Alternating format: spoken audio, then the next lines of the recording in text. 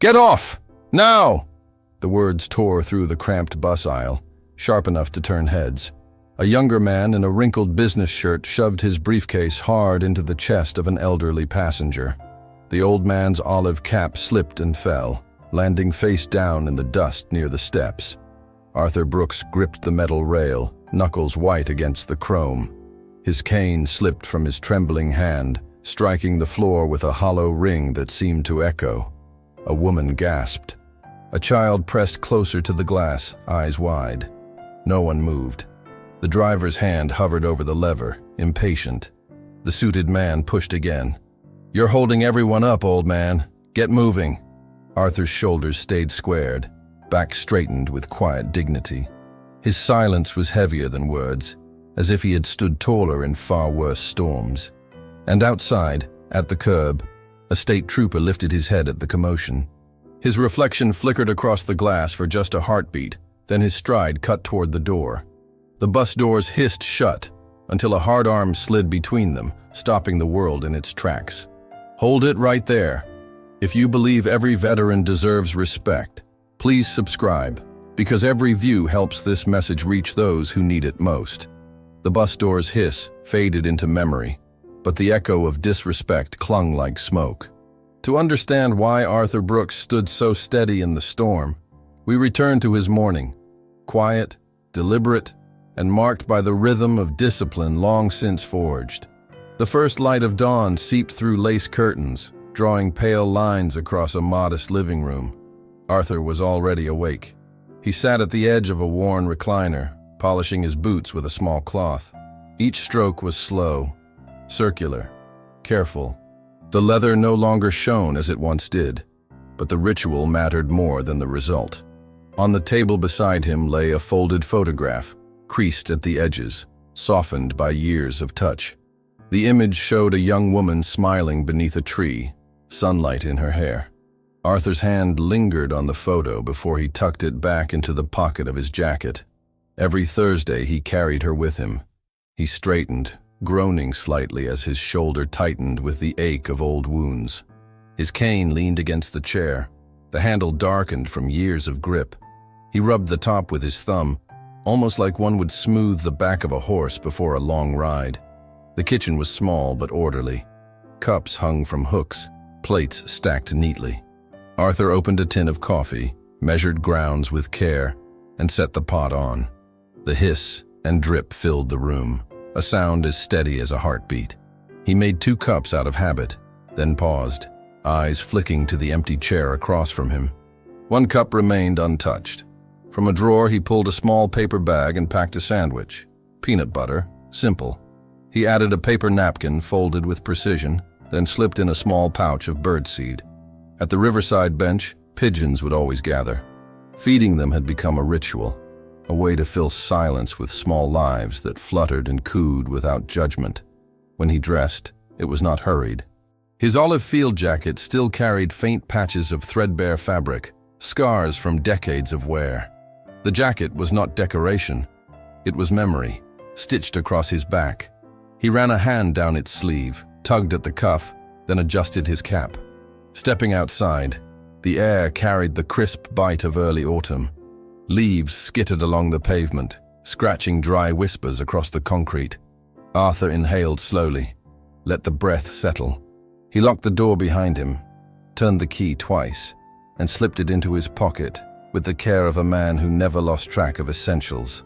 The walk to the bus stop was slow, each step placed with intent, his cane clicking against the pavement in rhythm with his boots. Neighbors drove past without notice, joggers cut around him without slowing. Yet Arthur walked as though every pace mattered, as though the world deserved respect in how he crossed it. When he reached the stop, the bench was already taken by 2 teenagers. One with headphones nodded to unheard music, the other scrolled through a glowing phone. Arthur remained standing. He leaned slightly on his cane, eyes steady ahead, waiting without complaint. The bus arrived with a low growl and a cloud of diesel breath. The driver's glance was brief, a flicker of recognition followed by a sigh. Arthur lifted his foot to the first step. The effort showed. His grip on the railing tightened, muscles straining as though the bus loomed taller than it was.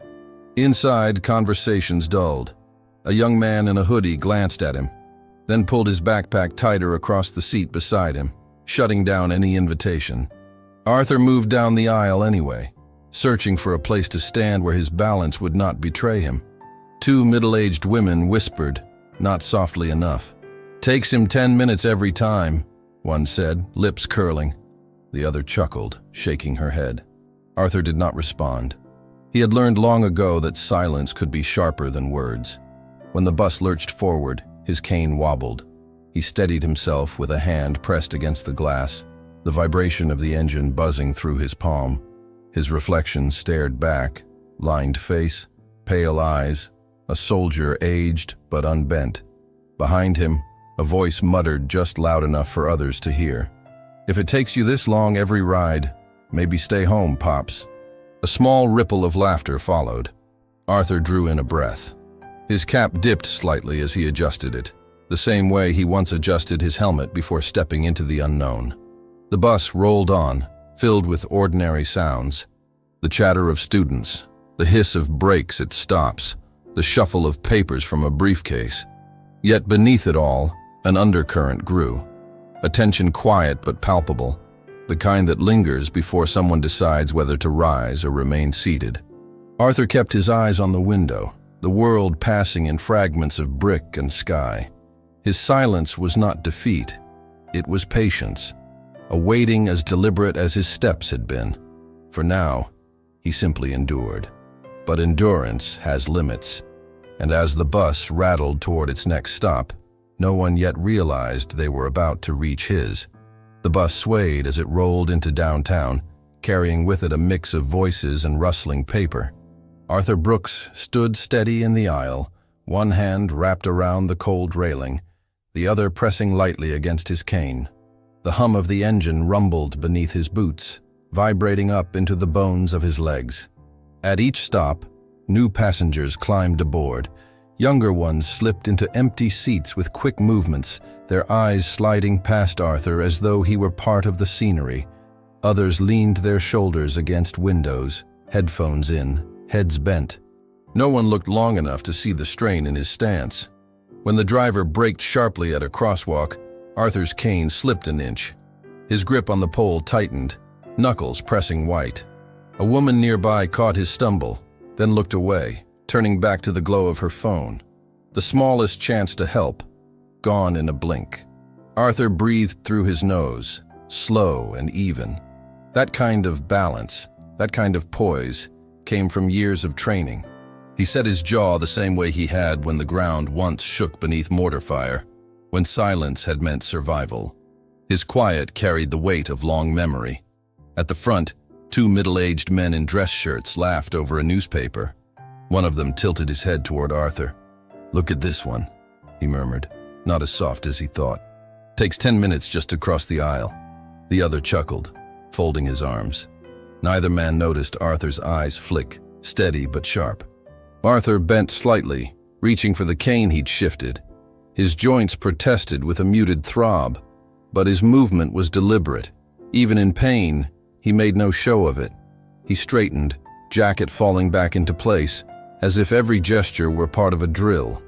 A boy in the rear seat stared openly, his elbows perched on the frame of the window. Arthur met his eyes for a moment, then offered the faintest nod. The boy hesitated, then lowered his gaze, embarrassed by being caught. Still, that small exchange lingered. A silent acknowledgement. The driver's voice crackled through the intercom. "Folks, sit tight. Might be a short delay up ahead." He shot a glance into the mirror, his eyes resting briefly on Arthur, then rolling away. It was a look that mixed impatience with resignation. Arthur had ridden this route too many times not to recognize it. The suited man sitting mid-aisle snapped his briefcase shut with a loud click. He leaned back, exhaling through his nose, annoyance radiating in small waves. His gaze swept the aisle until it landed squarely on Arthur. A smirk tugged at his lips, the kind that belonged to someone already preparing to speak too loudly. Arthur shifted his stance, careful. He did not answer that smirk. Instead, his hand found the railing again, fingers steadying with quiet defiance. His silence was not submission, it was endurance, a shield stronger than words. The bus lurched again, forcing Arthur to brace himself with both feet. A sharp pain lanced through his hip, but he made no sound. To the others, it looked as though he simply adjusted his grip. The truth, the years of wear, the ache of battles past, was invisible and therefore ignored. Two women across the aisle exchanged whispers. One leaned close, lips barely moving. "My father wouldn't ride the bus in that state," she said. The other laughed softly into her sleeve. Arthur heard them, though they likely assumed he could not. His eyes remained fixed forward. Through the window, the city blurred by in fragments of brick, neon, and shadow. Arthur watched it all as though cataloguing every corner. In truth, the world outside moved too fast for his slower gait. But within the bus, every second stretched, each detail branded into memory. The suited man shifted again, louder this time. He tapped his foot against the floor, sighed dramatically, shook his head. "Unbelievable," he muttered. The driver's lips pressed into a thin line, but he said nothing. The silence of the others was heavier than the noise. Arthur leaned slightly to relieve the pressure on his hip. His hand brushed the pocket where the folded photograph rested. For the briefest moment, his eyes softened. The picture of his wife was there, as always, waiting for him at the riverside bench. That ritual gave his journey meaning, no matter how hard the climb. The bus shuddered to another stop. A teenage boy bounded aboard, earbuds in, backpack swinging. He caught sight of Arthur near the aisle but turned sharply and dropped into an empty seat without hesitation. His music hissed faintly, tinny beats leaking into the air. Another chance for courtesy. Missed. Arthur adjusted his cap, tugging the brim down slightly. His breath came even, his posture tall. If no one else would grant him dignity, he would provide it himself. He had learned long ago that a soldier never waits for the world to hand him respect. He stands and claims it quietly. The suited man's voice rose again, carrying further this time. "Always the same story. Slows everything down. Some people just don't know when to quit." His words scattered across the bus like thrown gravel. Heads turned, some uncomfortable, some entertained. Arthur did not react. His silence pressed against the man's noise, a wall unshaken by insult. But the air had shifted. The murmurs, the stares, the rolling eyes, they gathered like storm clouds around him. The routine had reached its breaking point. The bus rattled forward, but the tension inside had nowhere to go. Every breath seemed to wait for the next move, the next word, the next shove. The line between endurance and confrontation grew thinner with each passing mile, and though Arthur still stood tall, the storm pressing against him had only just begun. The bus lurched as it pulled away from the curb, and with the sudden jolt, Arthur's cane slipped from his grasp. It clattered against the floor, rolling forward toward the steps with a metallic rattle that drew every eye in the aisle. The sound lingered, sharp, a reminder of fragility in a place that had no patience for it. Arthur did not flinch. He simply steadied himself against the railing, shoulders straight, eyes fixed ahead. The absence of reaction was deliberate. He had learned long ago that weakness shown only gave power away. Still, his hand tightened faintly, the tremor betraying strain. A woman seated halfway down the aisle rose halfway from her seat, hand twitching toward the cane. For a moment it seemed she would step forward, stoop and lift it. But the suited man beside her shifted sharply, blocking the narrow space with his leg. "Leave it," he said flatly, his voice carrying just enough to silence her. She sank back down, uncertain. Her eyes darted to Arthur with a flicker of apology. He nodded almost imperceptibly, granting her grace she hadn't earned, easing her guilt with nothing but the quiet of his gaze. The suited man leaned forward, voice louder now, commanding the bus like it belonged to him. "You hear me, old man? If you can't even hold on to your own stick, maybe you don't belong out here. Maybe stay home where you won't slow the rest of us down." His words cracked like whips in the confined space. Laughter rippled from a pair of younger men in the back. It wasn't loud, but it was sharp enough, mocking enough to salt the wound. One of them muttered, "Cosplay Marine," shaking his head with a grin. The cruelty came easy to them, casual, careless, the kind of disrespect born of ignorance. Arthur's jaw tightened. He bent slowly, reaching for the cane, every movement deliberate. His knees ached, his shoulder pulled, but he moved with the stubborn grace of a man who would not ask. The bus rocked slightly, making the reach harder, and a murmur passed through the seats. Impatience, annoyance, dismissal. The suited man snapped his briefcase shut again, the sound like a gavel. He shifted closer, his knee brushing against Arthur's arm as the veteran straightened. "Need help?" "No." "Good. Then get out of the way. Some of us have jobs to get to." His tone dripped with contempt, each syllable sharper than the last. Arthur stood tall once more, cane retrieved, cap straightened. His silence was not surrender, but resistance, a refusal to answer insult with insult. He carried himself as though the noise around him were only wind, passing, unworthy of reply. Yet the weight in the bus grew heavier with every heartbeat. A teenage boy across the aisle frowned, his earbuds dangling now, music forgotten. He opened his mouth, then closed it, too timid to speak against the older man's authority. His hands fidgeted, restless, betraying the conflict within him. He wanted to help. He did not. The driver's eyes flicked to the mirror, catching the scene, then back to the road. He lifted the radio mic and muttered, "We've got a situation." His voice carried no concern, only irritation. It was routine for him, an inconvenience rather than an outrage. That indifference cut as deep as the words themselves. Arthur adjusted his stance, back straight. His breath was steady but deepened at the edges, each inhale a measure of control. A flicker of memory crossed his face. The mud of a far-off jungle, the heat of rotor blades slicing the air, the stillness of men waiting for orders. He had endured worse. He would endure again. The suited man, unsatisfied with silence, shoved lightly at Arthur's shoulder with the edge of his case. "Off. Now. You're done." The shove was not enough to topple him, but it was enough to humiliate, enough to show dominance, enough to stir the air into something charged, something waiting to break. The woman who had tried to help earlier spoke again, voice trembling but clear. "That's enough. Leave him alone, can't you see?" The man cut her off with a sharp glance, his words slicing through her protest. "Mind your business, lady."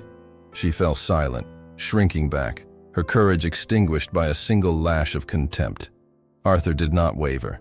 He straightened his jacket, tugged at the cuff, and stood as though braced against a windstorm. His cane rested firmly against the floor now, his hand steadying it with practiced grip. He would not be moved by force or by insult. The silence that followed was thick, uneasy. Every passenger felt it, though most chose not to act. The air vibrated with the dissonance of cruelty unanswered, of dignity held in check, of injustice too visible to ignore. The suited man's smirk widened. To him, silence looked like victory. He leaned back, folding his arms, surveying the aisle with a predator's satisfaction. He believed he had broken something that could not be broken. Arthur's eyes, though lowered, gleamed faintly in the reflection of the window. They were not eyes of defeat. They were the eyes of a soldier who knew storms always passed, who understood that time itself was an ally if you only held the line. The bus rattled on, every jolt carrying tension that pressed into ribs and lungs. The moment had not ended. It had only begun. The storm was gathering, and though Arthur had not flinched, someone else had seen enough. And just beyond the glass, at the curb, a uniformed figure had already turned toward the bus. The bus rattled into a stoplight, brakes screeching, the whole frame shuddering. Passengers swayed. Arthur gripped the railing, cane grounded, back tall. The suited man used the motion as an excuse, bumping him harder than necessary. "Careful there, soldier boy," he sneered, voice loud enough for everyone to hear. Laughter flickered again from the back row. Thin, nervous, complicit. The kind of laughter that joined cruelty not out of malice but out of cowardice, a shield to hide behind. The sound stung sharper than words. Arthur did not move. His shoulders remained squared, his silence filling the space. To some, that silence was weakness. To others, it was unbearable strength. Yet either way, it drew the man in further, as though testing the limits of steel. The cane slipped again as the bus jolted forward, this time striking against a passenger's shoe. The man kicked it aside casually, sending it skittering further. Arthur bent with deliberate control, the stretch of his joints taut and painful. Every eye followed him, some with pity, more with indifference. The suited man leaned forward. "What's the matter? Not so steady on your feet anymore? Maybe the battlefield finally caught up with you." His words carried the venom of mockery layered with arrogance. A woman near the front turned in her seat. "That's enough," she snapped, louder this time. "You can't just—" But her voice faltered when the man's glare cut through her. His lips curled in a thin smile, daring her to continue. She looked down, ashamed. Arthur's hand closed around the cane. He straightened slowly, his breath caught at the edge of a groan he refused to release. He adjusted his jacket, tugged the brim of his cap, and stood still. His silence said, "You will not take my dignity." The driver lifted the radio again, voice bored, annoyed. "Dispatch, we've got another holdup. Passenger problem. Same as usual." The words reduced Arthur to an inconvenience, stripped his humanity into a line item on a report. That indifference hit harder than the shove. The suited man raised his voice now, filling the bus with it. "This is pathetic. We're all waiting on you, old man. Do us a favor. Get off the bus already." His command struck with the force of authority stolen but wielded freely. A hush spread down the aisle. Passengers looked away, some at their shoes, others at the windows. Nobody intervened. Nobody defended. The injustice was complete, sealed by silence. Arthur placed both hands on his cane. The wood pressed firm against the rubber floor. He did not flinch, did not answer. His dignity remained intact, his quiet more deafening than the man's shout. But the moment teetered, heavy, waiting for something to shift. And shift it did. Outside, the morning air carried the low hum of engines, the shuffle of footsteps along the curb. A state trooper, coffee cooling in his hand, turned at the commotion spilling from the bus. His eyes fixed through the glass, his reflection ghosting across the pane as he took in the scene. The suited man shoved Arthur once more, harder this time. The veteran's back struck against the metal pole, the sound sharp, metallic. A child gasped from the rear, voice too small to carry beyond the glass. Arthur steadied himself, refusing to stumble, refusing to give the aggressor the satisfaction of collapse. His jaw was set, eyes narrowed, the lines of his face carved with discipline. He absorbed the insult without breaking. The trooper's coffee cup dropped to the pavement, liquid spilling across the curb. His stride quickened. Boots struck concrete with purpose. The brim of his campaign hat shadowed his eyes, but his jaw was stone. Inside, the driver pulled the lever. The doors hissed, beginning to close. The bus seemed eager to escape the moment, to carry its passengers away from the discomfort of injustice. But the doors did not shut. A strong forearm wedged between them, forcing them back open with a metallic snap. The bus jolted, air brakes hissing. A hush fell over the aisle. "Hold it right there." The voice was low, deliberate, carrying authority that could not be mocked away. Every head turned toward the source. The suited man's smirk faltered. Arthur's hand tightened on his cane. The storm had shifted. Help had arrived, but not in noise, not in bluster, in quiet, immovable strength. And the moment that had balanced so long on the edge of injustice now began to tilt, irrevocably, toward reckoning. The doors hung open in stunned silence, their rubber edges pressed tight against the trooper's forearm. For a moment, the bus itself seemed frozen, the engine idling with a growl too low to disturb the tension that gripped the aisle. Arthur Brooks stood near the steps, one hand resting lightly on his cane. His jacket had slipped slightly at the shoulder from the shove, but he made no move to fix it. He stood with the poise of a man who had learned long ago that dignity required no haste. The suited man still lingered close, his smirk flickering at the edges. He glanced toward the open doors, toward the shadow filling them, but made no move to step back. His defiance wavered, yet he forced himself to appear unmoved. Arthur reached for the brim of his cap, setting it back in place with a steady hand. The gesture was small, but it carried weight. He moved with the precision of routine, the same care he had given to every action since morning, the same care drilled into him decades ago in training yards far from here. A memory flickered in his eyes as he adjusted the fabric, the dusty outline of a helmet in a foreign land, the press of sweat beneath it, the sound of a whistle calling men forward. For Arthur, every gesture lived twice, once in the present, once in the past. The trooper stepped onto the first stair, boots striking the metal with a dull ring. He did not rush, did not speak beyond what he already had.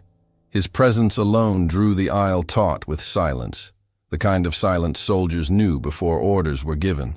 Arthur exhaled slowly, the breath steady, measured. His shoulders remained tall. Though insult and shove had pressed on him, not once had he bent. That quiet refusal spoke louder than any defense could have. A young boy near the back leaned into the aisle, wide-eyed. He had never seen an old man stand so tall, never seen someone face cruelty with nothing but silence and strength. That image etched itself into him before a word of intervention was spoken. The suited man finally took a step back, folding his arms across his chest as if to mask uncertainty. His jaw tightened.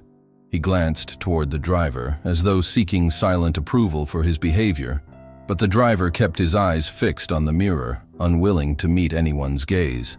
Arthur shifted his grip on the cane, pressing it firmer against the floor. The rubber tip squeaked faintly, the only sound in the bus. His stance said what words never needed to. He would not be moved against his will.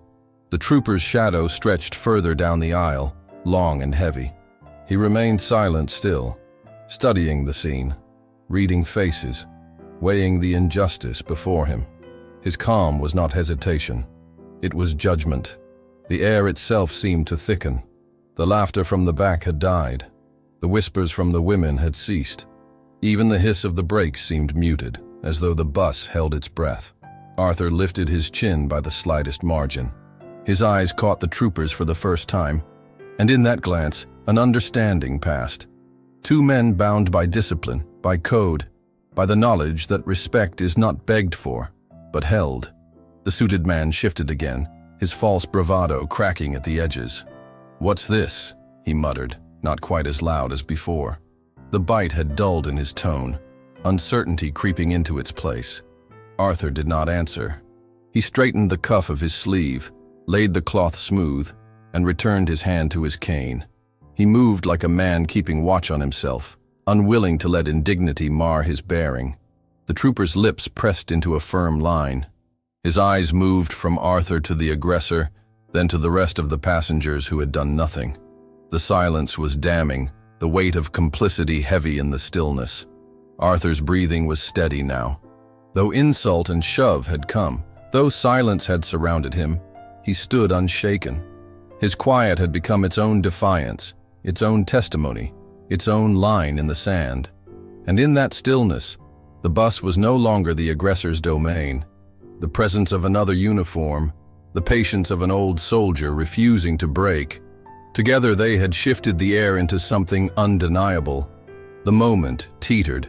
The trooper had not yet spoken again, but when he did, the silence would not hold.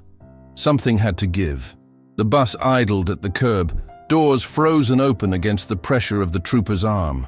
The air inside was tight, strained, every breath caught between anticipation and fear.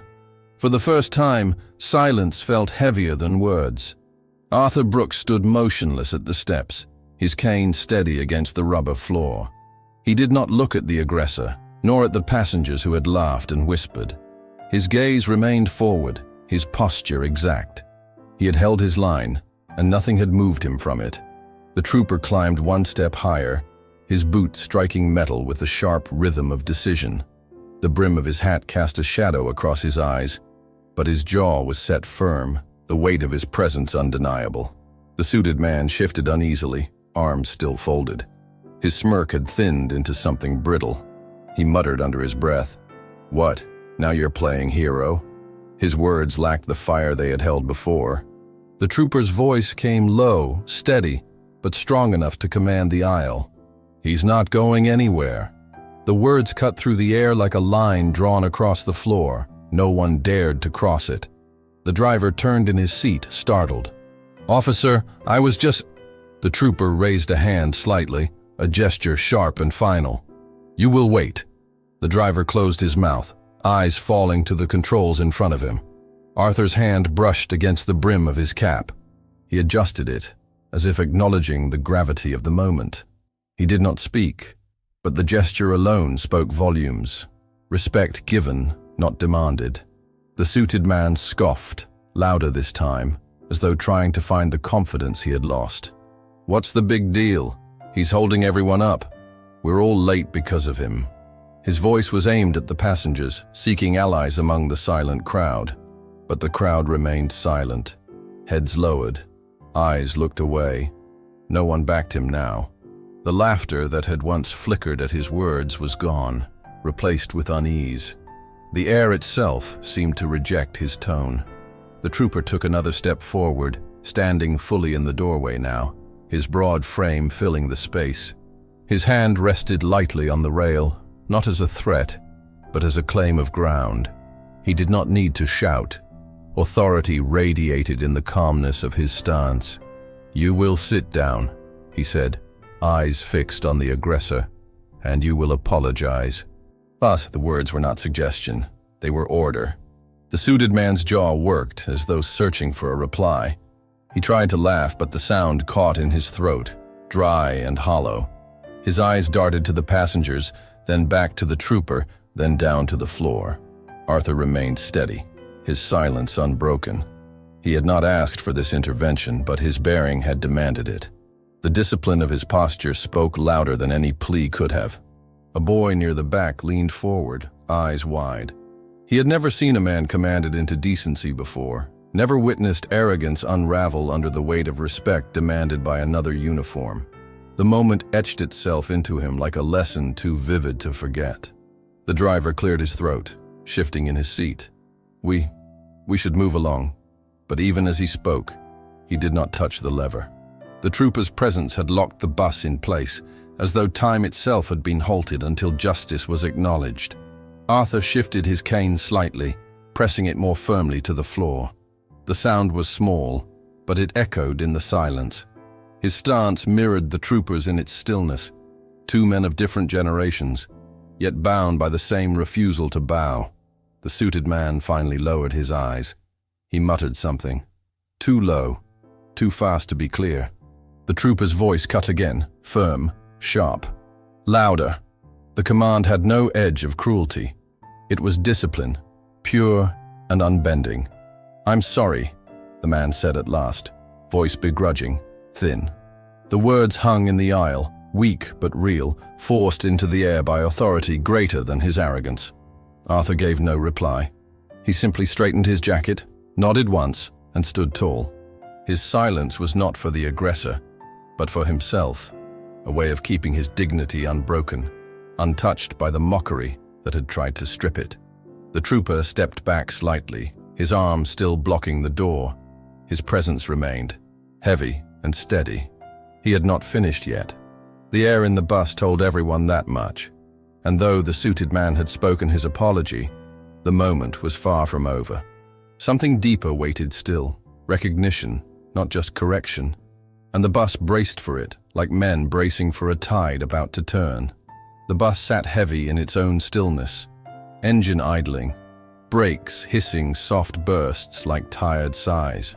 Passengers shifted in their seats, restless, but no one moved to break the silence. All eyes remained fixed on the doorway, where a state trooper's frame held the world at pause. Arthur Brooks stood in the aisle, his cane planted, his jacket straightened. He had endured insult, shove, and mockery without yielding, but his silence had left space for another voice to rise. The balance of the bus teetered, waiting to tip. Trooper Whitaker stepped fully into the aisle, shoulders broad beneath the tan of his uniform. He moved with unhurried precision, each step a claim of ground. When his boots struck the rubber flooring, the sound echoed more than it should have, like a drum beat before a march. He bent down slowly, deliberate as ceremony, and lifted Arthur's cane from where it had nearly toppled in the scuffle. His hand wrapped it with care, not haste, and he turned toward the veteran as though returning a flag. "Sir," he said, voice low, steady. He extended the cane with both hands. "I believe this belongs to you." Arthur accepted it without a word.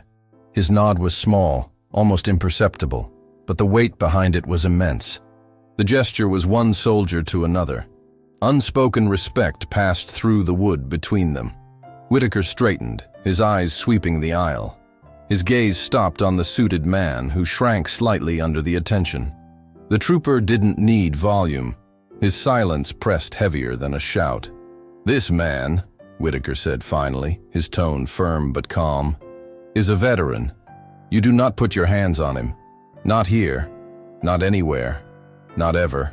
The words dropped into the silence like stones into water, rippling through every heart in the bus. Heads turned, eyes lowered. Even those who had laughed earlier now pressed their lips shut, shame creeping across their faces. The suited man tried to laugh, a hollow sound. "I didn't mean anything by it. He was—" Whitaker cut him off with a raised hand, palm open. No anger, but absolute authority. "You will stop speaking. You've said enough." Arthur stood taller, shoulders lifted by the words spoken in his defense.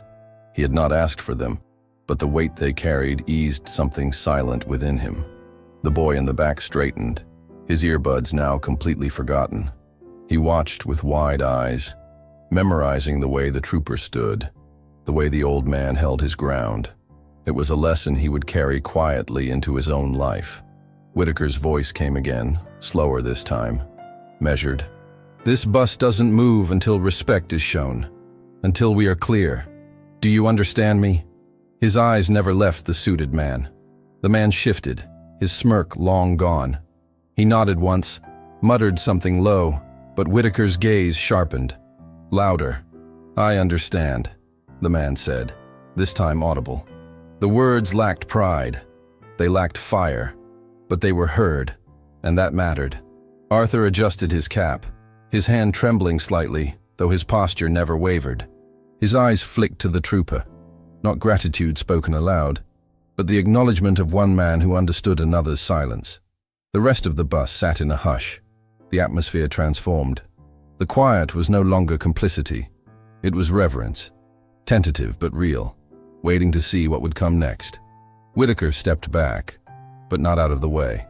His presence still filled the doorway, his body language making it clear that the matter was not closed. His voice, calm and deliberate, had become the law of that space. The suited man sank into his seat, arms crossed not in defiance, but in self-protection. His power was gone, dissolved under the steady weight of uniform and dignity. Arthur stood as he had from the beginning, unbroken. But now, the silence was different. It no longer felt like isolation. It felt like witness. And as the bus sat suspended in that moment, every passenger knew something had shifted. The tide had turned. The line had been drawn. The storm that had threatened to drown an old man had met resistance, and the man who had weathered it all now stood not alone, but recognized. The aisle of the bus was still heavy with the echo of Whitaker's words, but it was not noise that held the space together now. It was the silence, the kind of silence that had gravity, that demanded attention, that made every passenger aware of the weight pressing against their chests. Arthur Brooks remained near the front, his cane planted, his cap adjusted.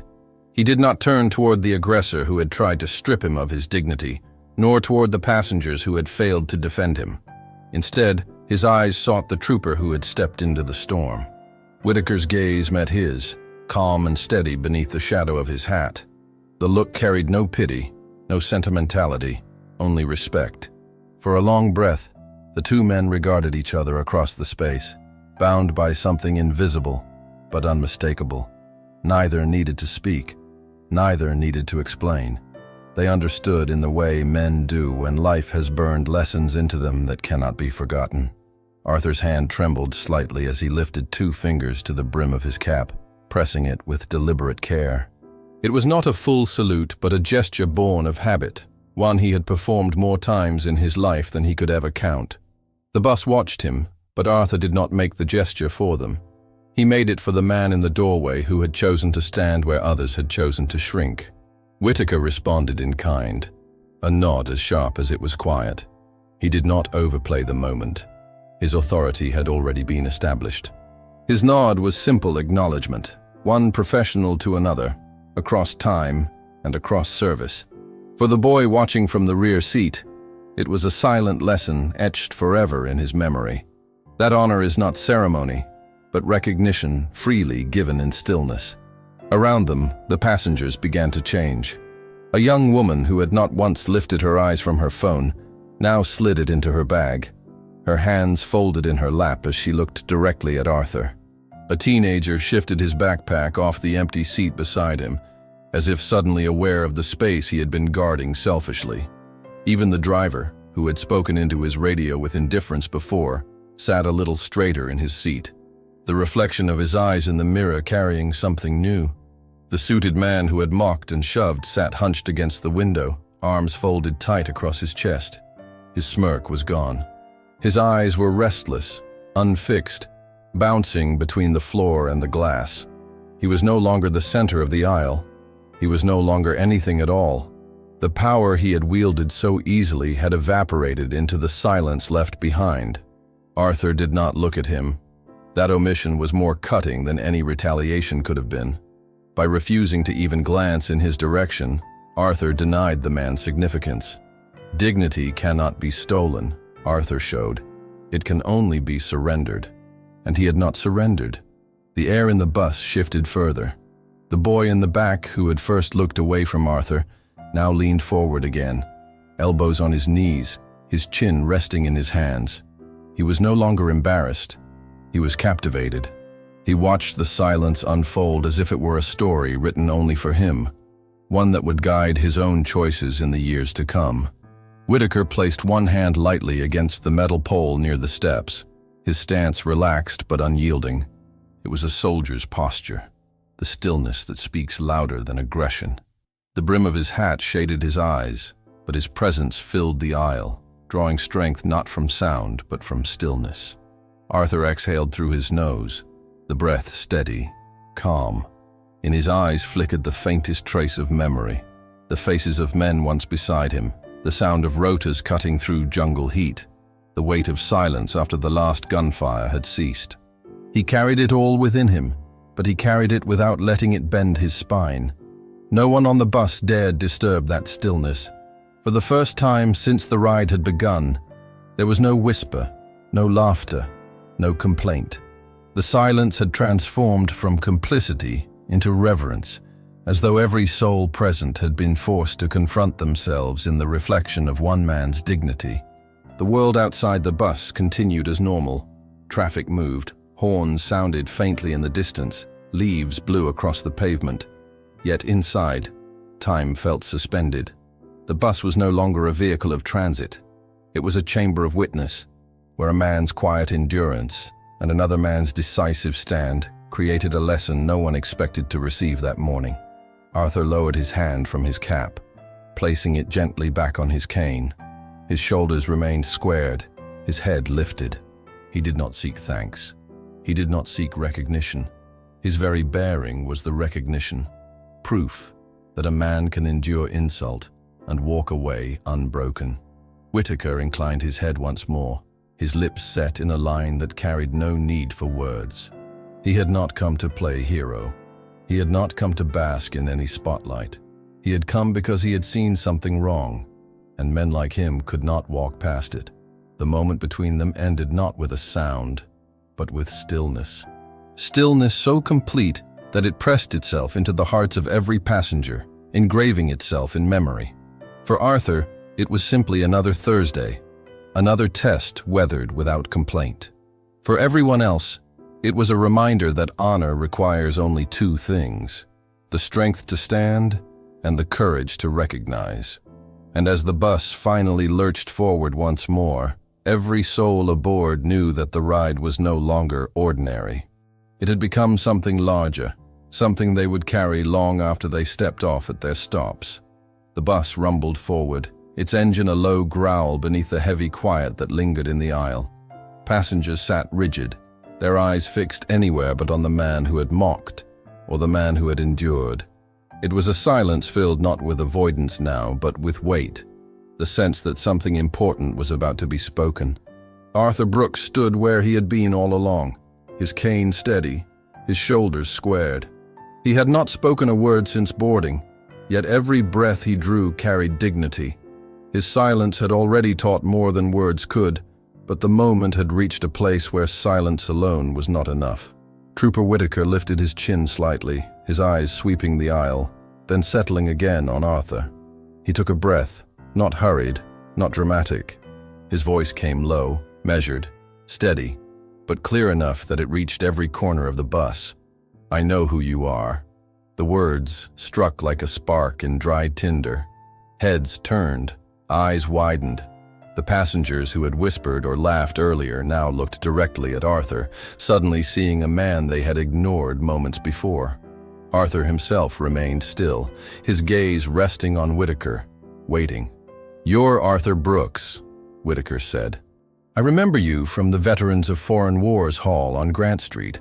I was just a boy. You spoke about service, about duty, about never turning your back on your neighbor. My father took me there to listen. I never forgot it." The bus shifted in its silence. The name, spoken aloud, carried weight. It was not fame in the way of headlines or television. It was the quiet fame of a man who had left his mark on a community, who had lived honor in plain sight while others passed without seeing. Arthur adjusted the brim of his cap, his expression unchanged but his eyes softer for a fleeting moment. His life had been lived without seeking recognition, but hearing his name carried with respect rather than dismissal settled something deep within him. Whitaker's voice did not rise. It carried the same steady authority it had from the start. "This man has given more to this country than anyone here will ever repay. I remember the bench by the river, the one dedicated to him and his wife. I remember the story in the paper when they honored her after she passed. He's not just another passenger. He is part of this city." A murmur rippled through the seats. Some passengers looked down, ashamed at the way they had turned their eyes before. Others looked at Arthur anew, seeing in him not just an old man struggling with a cane, but a figure tied to something larger than themselves. Arthur's cane pressed firmer to the floor, the small squeak echoing faintly. He gave a nod toward Whitaker, not of thanks, but of acknowledgement. Recognition received does not need gratitude when it is overdue. The suited man who had shoved him shifted uncomfortably in his seat. His arrogance had nowhere to anchor itself now. His smirk had dissolved, leaving only unease. He stared at the floor, his hands tightening on his briefcase, the weight of shame pressing heavier than the weight of the case itself. Whitaker's eyes moved to him. "You think you were mocking just a man with a cane, but you mocked someone whose service built the very ground you walk on. You mocked a man this city already knows as an example of what it means to endure." His words were not shouted. They were carved in stone. Arthur remained still, his silence once again the loudest part of the moment. The look in his eyes carried decades of memory. Brothers lost, nights endured, promises kept. His body might have weakened, but his dignity had not bent an inch. The boy in the back leaned forward further, his eyes wide with revelation. He had heard of Arthur Brooks, though the name was only half remembered from a plaque near the riverside bench his mother once pointed out. Now the figure from stone and metal stood flesh and blood before him. One of the women who had whispered earlier touched her necklace, bowing her head faintly. It was not apology spoken aloud, but a gesture of respect, an unspoken admission of shame. She could not meet Arthur's eyes. Whitaker remained still at the front, his voice now a final chord. This bus doesn't just carry passengers. Today, it carries a piece of history, and that deserves recognition, not ridicule. Arthur's chest rose and fell with a deep breath. His nod this time was slower, more deliberate, his eyes holding Whitaker's with the weight of gratitude unspoken. He had not sought this recognition. He had lived his life content to be overlooked. Yet in this moment, overlooked was no longer possible. The silence returned, but it was no longer empty. It was reverent, the kind of silence one holds in the presence of something greater than oneself. The bus had transformed, not in motion, but in meaning. And as it rattled onward through the city streets, every passenger carried with them a name now impossible to forget: Arthur Brooks. The bus rumbled onward through the grid of the city, the engine steady, the hum of tires against asphalt filling the silence left behind. But it was no longer the same silence of avoidance and complicity. It had been reshaped, pressed into something weightier, something reverent. Arthur Brooks stood near the front, his cane planted firm, his cap set straight. His shoulders did not sag, though the weight of years pressed upon them. He remained tall, dignified, a figure around whom the bus now seemed to arrange itself differently. Trooper Whitaker leaned against the rail near the door, his hand resting lightly on the pole. He did not speak further. His role was not to continue the lesson, but to hold the line he had already drawn. His silence now carried the authority his words had already established. The suited man slumped in his seat, eyes fixed downward, shoulders pulled inward as though to hide his frame. The briefcase that had once been his weapon of arrogance now sat forgotten on the floor at his feet. He had shrunk into himself, diminished not by force but by recognition of his own smallness. At the back, the boy with the earbuds sat forward, hands clasped together. His music was silent now. He stared at Arthur with wide eyes, not of pity, but of admiration. He saw not just an old man with a cane, but a figure who carried endurance like a banner. The young woman who had buried herself in her phone earlier now met Arthur's gaze when it drifted down the aisle. Her expression was soft, remorseful. Her eyes lowered again only after she gave the smallest nod of respect. It was not much, but it was honest. Two men who had laughed earlier exchanged glances, then looked away, ashamed. One adjusted his tie, the other shifted his bag. Their shoulders rounded, as though each felt the weight of their own inaction pressing against them. The driver, who had muttered into the radio with impatience before, lifted his eyes to the mirror again. For once, his gaze lingered on Arthur, longer than a glance. He cleared his throat, fingers tapping lightly against the wheel. It was not yet words, but it was a shift, the first sign of awareness where there had only been dismissal.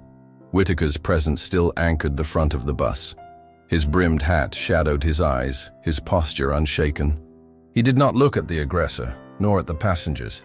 His attention rested fully on Arthur, as if to ensure the man's dignity remained untouchable.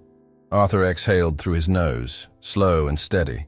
The breath seemed to release something from the bus itself, as though the tension that had hung heavy over every seat loosened just a fraction. Even silence can be contagious when carried by a man who refuses to bend. The suited man finally shifted, his lips parting as though to speak, but the words never came. The weight of the trooper's gaze held him back, and the judgment of the passengers pressed against him. He swallowed, lowered his head, and said nothing. Sometimes silence is not dignity. Sometimes silence is defeat. The woman who had tried to intervene earlier straightened in her seat. She had been silenced once, but now she no longer looked away.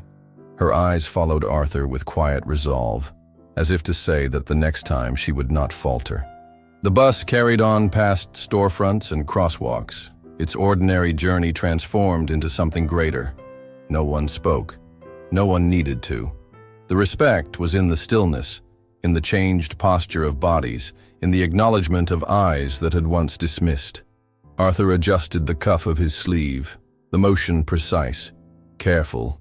It was the same ritual he had performed 1,000 times before, but here, under the gaze of strangers, it became something more.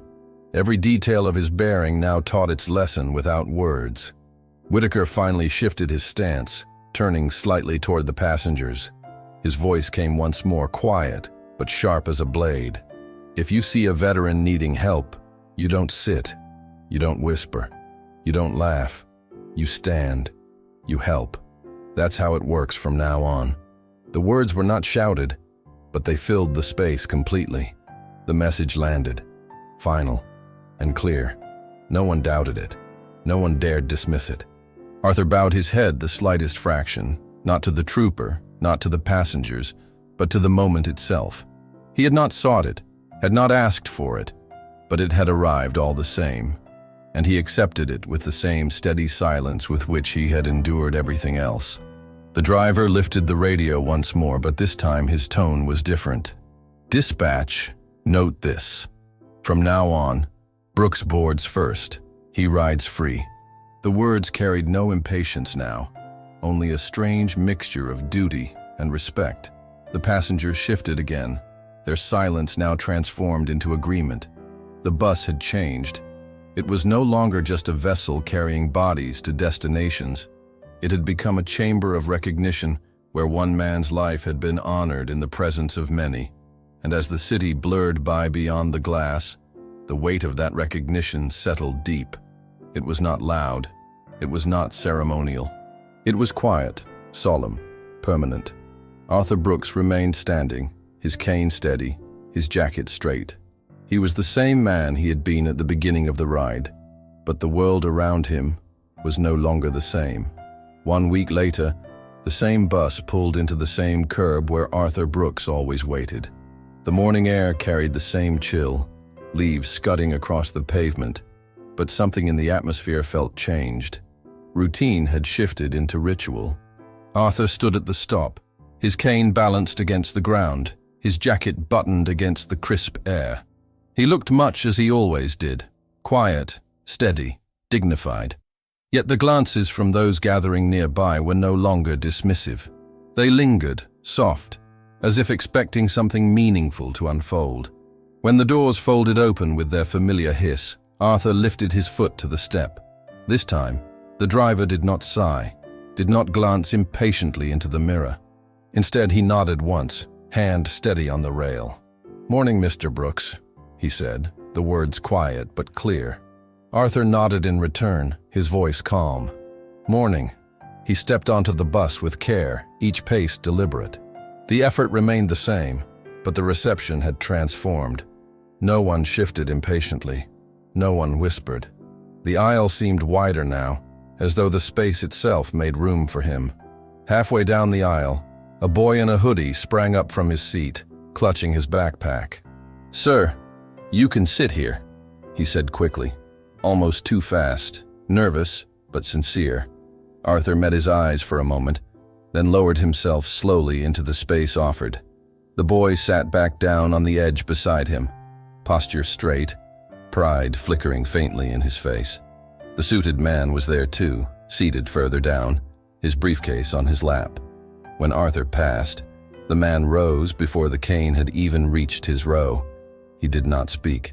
His face was pale with memory, but his gesture was clear. He stepped aside, offering the aisle without demand. Arthur moved past him without acknowledgement. That silence was enough. At the rear of the bus, the boy who had once hidden behind earbuds now held something in his hand. A small sticker of an American flag, edges slightly frayed. As Arthur lowered himself into his seat, the boy stepped forward, holding it out shyly. "Sir, you should have this," he said, voice low. Arthur accepted the sticker, turning it in his hand. He pressed it gently against the wood of his cane, near the handle worn smooth by years of use. It clung there, simple, almost fragile, but it stood out like a banner. Arthur gave the boy the smallest of nods, enough to light his face with quiet pride. Outside the window, the city rolled past as it always had. Brick storefronts, traffic lights, pedestrians hurrying through their morning. Yet inside the bus, time seemed slowed, as though each stop carried more weight than the last. Passengers no longer avoided looking at Arthur. Some met his eyes directly, offering small nods of respect. Others simply adjusted their posture, their silence no longer complicit but attentive. It was not ceremony. It was acknowledgement, the simplest and most powerful kind. Arthur reached into his jacket pocket, drawing out the folded paper he carried with care. His thumb traced the edges before he unfolded it slightly. Inside was the letter Whitaker had delivered in the days after the confrontation. The words were simple, handwritten in a firm, steady script. "You didn't just serve your country, sir. You reminded the rest of us how to serve each other." Arthur read it again, though he already knew it by heart. He folded it back carefully and returned it to his pocket. His hand lingered there for a moment, as though drawing strength not from the paper itself, but from what it meant. The ride continued, uneventful yet profound. A community had changed in small, invisible ways. The laughter that once followed cruelty had been replaced by quiet. The impatience that once clouded every stop had softened into patience. Arthur sat calmly, gazing out the window at the passing city. The riverside bench where his wife's name was etched waited at the end of his journey, as it always did. But now, the road there felt different. The air carried less weight.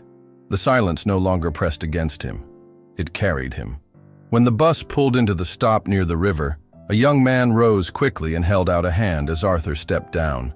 Arthur did not take it. He steadied himself on his cane, moved at his own pace, and nodded once at the young man. Respect was enough. Assistance was not needed. The doors folded shut, the bus pulling away in a hiss of brakes. Arthur moved toward the bench, his steps slow but unwavering. The pigeons gathered as they always did, circling, fluttering, waiting for seed. The world was unchanged in its details, yet transformed in its meaning. And though Trooper Whitaker was not there, Arthur paused for a moment, his eyes lifting toward the horizon. He gave the smallest nod toward the empty air, a gesture shared across distance. Some bonds do not require presence. They live in memory, in action, in the quiet traditions left behind. Arthur Brooks sat at the bench, the folded letter in his pocket, the flag sticker pressed to his cane. He sat as he always had, but with one difference. He was no longer unseen. The world around him carried his name now, carried his story. And in the stillness of that riverside morning, dignity sat beside him like an old companion, unshaken, eternal. Arthur Brooks was not a man of many words. His life had been built in silence, in duty, in sacrifices carried without demand for recognition. Yet on that bus, in the space of a single morning, his quiet strength changed a room full of strangers. He reminded everyone that honor does not fade with age, that dignity does not bend beneath insult, and that respect is not a favor to be given. It is a debt already owed. To the veterans who walk among us, often unseen, often overlooked, we say this: your service has shaped the ground beneath our feet, and your endurance still shapes the hearts of those who witness it. We salute you, always. If stories like this resonate with your heart, like and subscribe for more untold moments of honor and kindness. Let us know where you are watching from, and if this moment brought back memories you carry with you. The best way to honor their memory is to keep listening. Click on the suggested video now, and we will walk together through another untold chapter of courage and sacrifice.